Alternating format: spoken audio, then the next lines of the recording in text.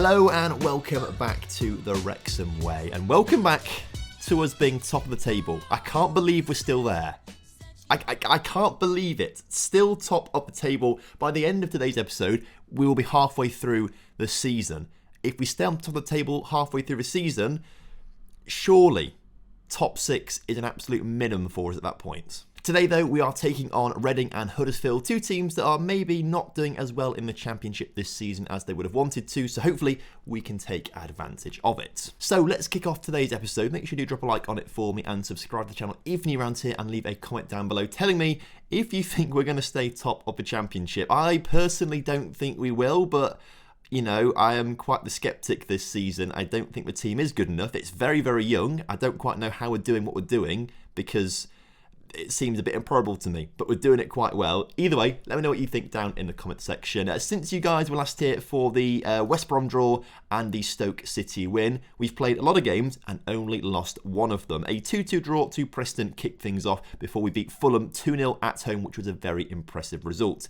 We then went to Swansea, beat them 3-2 before I think the most impressive result of the season is a 5-0 win against MK Dons. Now, arguably, the 6-0 win we had against MK Dons, beat Watford 5-0 at home. That's quite impressive, I feel. The 6-0 win we had away from home against MK Dons is arguably more impressive, but I think Watford are a much better team than MK Dons, and I think that result is better in the grand scheme of things. So that's probably our best result of the season, which then actually started a little bit of a mini slump, maybe, at least for us this season. A 1-1 draw with Norwich, which we were very lucky to score late on in that game with George Alexander.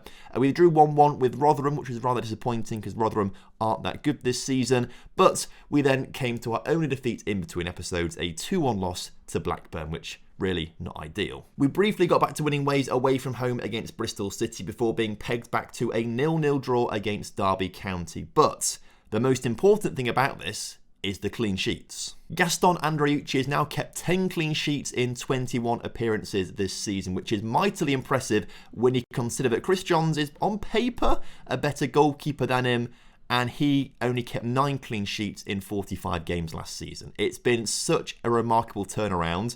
I'm really not sure how Gaston is doing it, if I'm honest with you, because as we've said before, on paper, this formation, on paper, the backline is better than it was last season, but it should be under more pressure because we are more attacking, but somehow it's working in our favour really well. So maybe we've just stumbled on a bit of an overpowered formation or things that I don't really know how it's done, if I'm honest with you. I've got no proper explanation. But as I say, we are finding ourselves top of the Championship right now, although level on points with both Bournemouth and Fulham, all of us on 42. And to be fair, only 4 points behind us are Swansea in 6th, so it's really, really tight at the top. And in fact, you can even go down to Blackburn in 11th. They're only 10 points behind us. Stoke in 12th, 10 points behind us. That could easily be turned around. So I'm just trying not to big ourselves up too much, because surely this has got to come crashing down at some point. You'd think. I mean, the season preview has been adjusted quite massively. I think at the very start of the season, we were about 20th, 21st, if I remember correctly. It's now putting us to 13th at 25-1, which puts us, at a similar level to teams like Blackburn, Bristol, but also teams like Derby and Preston and Ipswich down the bottom end. It's all very tight in the midfield here in the Championship, but interestingly, I've just noticed as well, Rebergen has made himself into the media team 11. That's interesting that he's that good in this division. Although with 10 assists and 6 goals in 20 appearances, he has played phenomenally well this season. So I don't know, things are going pretty well so far. I don't want to jinx things, but we're on a bit of a roll this season so far. And as I say, by the end of the episode, it'll be halfway through this season, we can make a bit of a judgment by that point. Today's first game is against Reading, as you can see on screen right now. We'll keep an eye out for Bournemouth, who are playing against Fulham, interestingly. So that's a really good result for us to keep our eyes on. If we beat Reading, those two draw, that's a great result for us. This is the team heading into today's game. We've got Andreucci in goal with a backline of Timon, Kambuala, Thomas Parry and Dylan playing at right back today because Paul is just coming back from an injury, as you can see. Also just below him, a big injury to Christian Roxvarg, 9 goals in 20 games this season. Out for another 2 weeks or so, has been out for 2 weeks already, so we are missing him a little bit. The midfield, though, again, Webster is kind of ever-present right now. He's been really solid this season, a 7.02 across the season. But in terms of playmakers, I can't quite get someone to nail down the position particularly well. If we look at Statura, 13 games started, a 6.81 average rating. Hikaru, 10 games started, actually a 7.29 average rating. Maybe we need to start him a little bit more potentially. And then Galbraith, of course, has started 6 games but 11 substitute appearances, a 6.77, the lowest of the 3 so far. Hikaru currently picking up an injury. We're not going to play him in this game, so I think we'll leave Statura on the pitch. But like I say, I just want someone to come in and claim that playmaker position. The reason I think the playmaker is maybe so low down in ratings is because it's Pizarro and Rebergen / the other wingers. Lorca's played quite well recently, as has, where is he down here somewhere? Where is he? Oh, he's on the pitch right now. Jacobson starting as a striker because, of course, the injury to Roxvarg means we are leaving a little bit of a hole in the false 9, which Jacobson feels the best out of any player we've got at the club. So Pizarro starting on the left-hand side. And to be fair, for how good he is, I've been a little bit disappointed on his return. It was mentioned in the comment section on yesterday's video to swap the inside forward and the inverted wingers mentalities around. Make Rebergen on attack and Pizarro on support. And whilst it's worked nicely for Rebergen, we're still not really getting great performances out of the inside forward, which kind of makes me think we change it to an inverted winger. Which actually I might just do now. I mean, there's no harm in doing that, is there? Why not try it? Although we are top of the table for a reason. And then it makes you think, don't change things. I don't know what to do. I don't know how we're winning or why we're doing so well. I can't quite explain it. Usually I feel like I can. But I can't.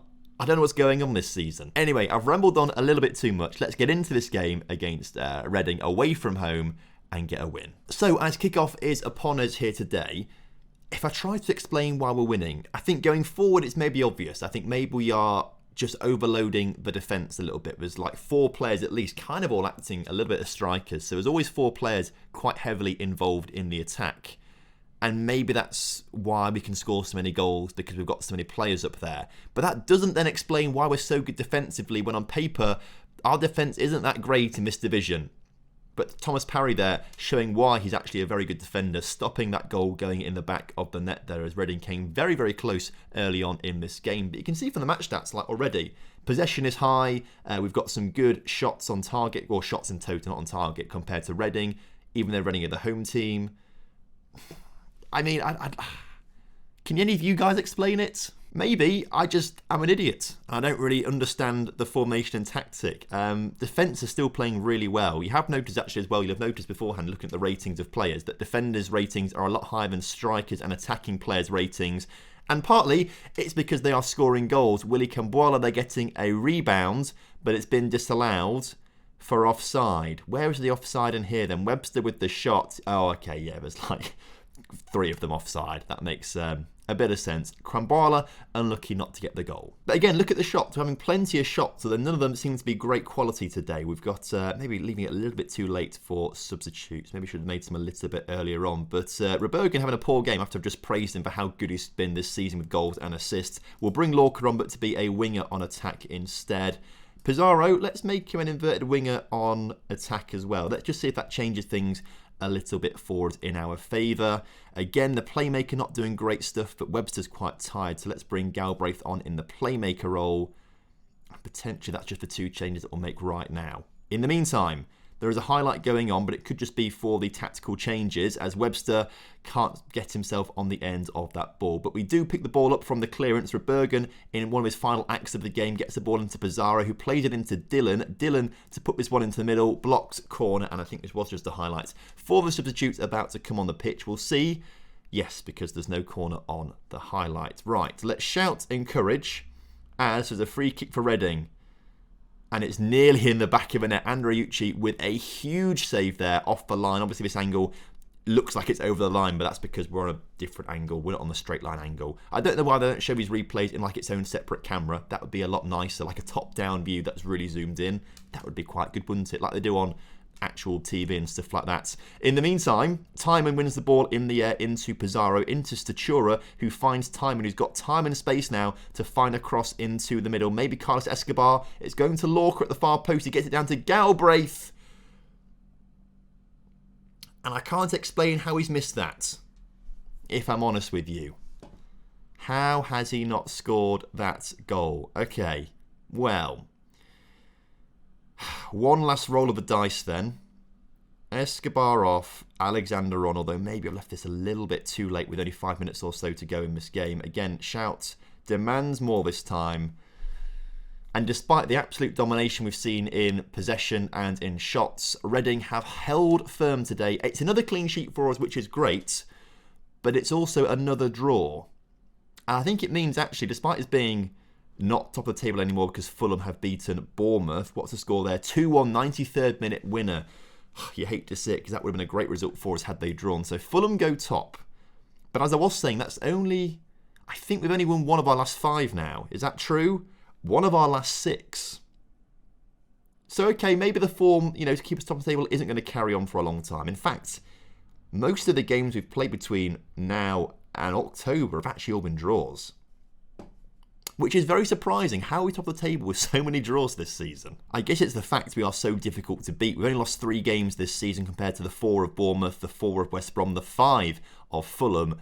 But our draw counter's up there. 7 draws. The second highest, joint second highest in the league with Reading. And it's Derby and QPR actually both on 8 who have got more draws. Okay, well that's interesting. We've got a few days off until the Fulham game. So I'm going to rest the players for 2 days and hopefully that'll do some good for them. We've also got the youth intake preview coming through, and I don't think this youth intake preview is any good. Because I think every single season it says excellent on there, despite whatever these letters say. And then sometimes the letters are A, and they turn out to be great. Sometimes they're C, turn out to be brilliant. I don't really know what to expect. We've had some very good youth intakes the first few years of this save. Last season was a little bit lacklustre. This season is maybe looking lacklustre as well, but supposedly it's a golden generation. I think this bit's broken. Or maybe it's all broken, I don't really know. But we do have quite a few strikers, wingers and defenders and centre mids coming through actually, so hopefully one of them might be good. But for the game coming up against Huddersfield, again, we'll just keep tabs on Fulham. Who are they playing? Ipswich and Bournemouth are playing against, if I can find them on this list somewhere, Middlesbrough. There they are, just below us. So either side of us actually, there you go. Easy for you guys to see. Hopefully they both lose, we win, we're top of the table halfway through the season. That'd be amazing. As for the team, are there any changes that I want to make? Well, do I want to bring anyone back on? Pole cannot play, neither can Roxvarg, he can't play, so let's not bring those guys back on the pitch. Other than that, to be fair, maybe Haisaro comes on in the centre of midfield. Let's try that as well. Maybe Pizarro this game, inside inverted winger on support. Let's try that. See if that makes any difference to our team. The reason he was an inside forward to start off with is because I didn't really think we had 2 great goal-scoring strikers. But between them, I think they've got 19 goals in the league. Roxvarg's got 9 and Escobar's got 10. And of course, we are in the promotion places right now. So goals aren't really the worry, apart from last game when we drew 0-0. But you know what I'm trying to say. Again, another away game here today and kickoff is upon us. But once again, we are taking an early lead in the shots. But that doesn't really mean too much, does it, to be fair, in the early stages of the game. The clearance there from Camboala from the Huddersfield free kick finds the ball on the edge of the area. Former Lincoln player Harry Toffolo on it, into Muller, into Seamer, and then he finds Knight. If that's Ben Knight, I'll be really upset, because Ben Knight nearly provides an assist.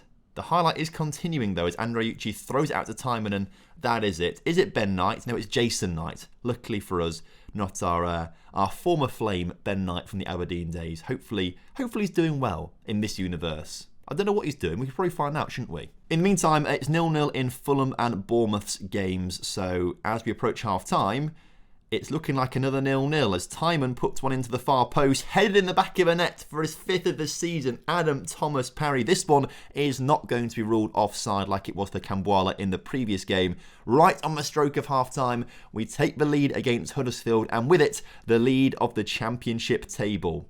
That's a good place to be. So by virtue of goal difference right now, we are ahead of Fulham. Plus 27 we've got this season compared to the Fulham's plus 11. The big wins that we had against Watford and MK Dons this season, 11 goals we scored in those 2 games. That's really helped us out massively with goal difference. Without that, I think we'd still be ahead of Fulham actually, but still, it's a big number to add to our tally. In the meantime, Huddersfield have found a route forward. Andreucci pulls off a very good save there, putting it wide for a corner for Huddersfield, but they are lethal from set pieces, are Huddersfield. They they do have some tall players, and I can see them at the near post right now. Luckily, Adam Thomas Parry comes away with that one, but only as far as Toffolo, who puts it back in towards Salcedo, seeming to put another ball into the middle potentially.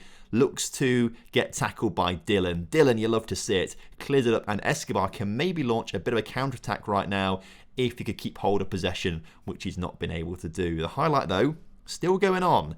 And the longer a highlight goes on, the more likely I always feel a goal is going to be, as Reupload finds a ball towards Escobar, not to him though, sadly.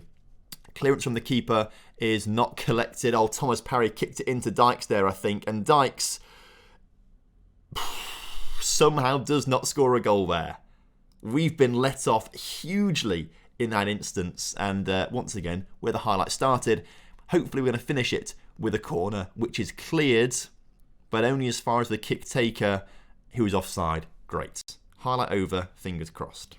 But another corner. Like I say, they are dangerous, some set pieces are Huddersfield. We've cleared that one once again, and Escobar can now lead a bit of a counter-attack. Finds Reupload, who's now got a bit of pace to burn down the right-hand side of the pitch. Gets past one challenge and then goes all the way back to Dylan instead, losing a bit of momentum there, I must say. Reupload now gets the ball back in a more difficult situation than he had it in the first place. Plays it back into Dylan, to the far post of Pizarro, whose header is on target, but the keeper makes a comfortable save. Okay, what I think we might do is take Pizarro off. He's just not settled into the team yet, I don't think. He's just, I don't know. For his attributes, I was very excited about him joining the club, as we've been lucky not to concede there. Huddersfield are really coming on strong, I must say. I think what we might do, though, is swap Jacobson and Pizarro over, bring George Alexander on, and swap him and Escobar over. Dylan and Thomas Parry both on yellow cards, and despite Thomas Parry's goal and his rating's good, I think we bring on Felipe Fernandez and swap those two over, just so we've got a little bit of fresh legs at the back. A little bit of fresh legs at the back. That's not really a sentence, is it, Tom? Either way, I've said it, and either way, I've done it. So hopefully that's going to help us just hold on to this game for the final 20 minutes or so. Huddersfield, actually, despite being far down the table, are they in the relegation zone? They might actually be in the relegation zone, to be fair. I think they've been better opponents than Reading have been, who are an upper mid-table team. They seem to have played better than Reading at least, although Alexander's been put through, and George Alexander forced wide. Good defending there, I must say, from Huddersfield, as Reupload puts it across to Jacobson. Jacobson into Timon, who's picked up a knock. Let's maybe grab him off the pitch. It falls to Alexander, though, and Timon does get an assist. Alexander gets a goal coming off the bench. It's been an eventful few minutes, but I'm going to take credit for that because I made the substitutes. So call me a genius, because I think that's what I am right now. Timon is going to come off the pitch, though, because I don't want to risk a broken leg or something. So off he comes for Corey Alton. And so, as the clock ticks down, I think, there we go, we've got the result that we wanted here today. A win. So 4 points picked up from today's episode, just like in last episode as well. And it puts an end to the run of draws that we've had recently. So that's quite nice. Unfortunately, Fulham came back in the second half to win their game at 3-0 comfortably against Ipswich. And Bournemouth also won. But we are halfway through the season in the automatic promotion places. How are we doing this? So we might come back, I think, maybe right at the end of January for the Fulham game, because that would be very, very big for us, obviously, as they're top of the table right now, and also to play Forest too. I don't think we've done a Forest game on an episode before, but there's also the option of a little bit of transfer stuff, and I think we could try and use some of the money that we got to bring some players in January. Now, we should be getting more money as well. If I go to transfer clauses, if we go on the inside, we should be getting £1 million more in January for Cozy at Dewberry. I don't think we get any more money in January, though. No, it's August. We have to wait for the Tyson Allen next instalment to come through. Okay. And we get £11,000 for Ben Williams. That's not much. But because we get, I think, 70%, yeah, 70% of transfer revenue, we'll get basically £4 million to spend in January. What I might do actually as well, can I go to finances, increase percentage of transfer revenue? Can I ask that?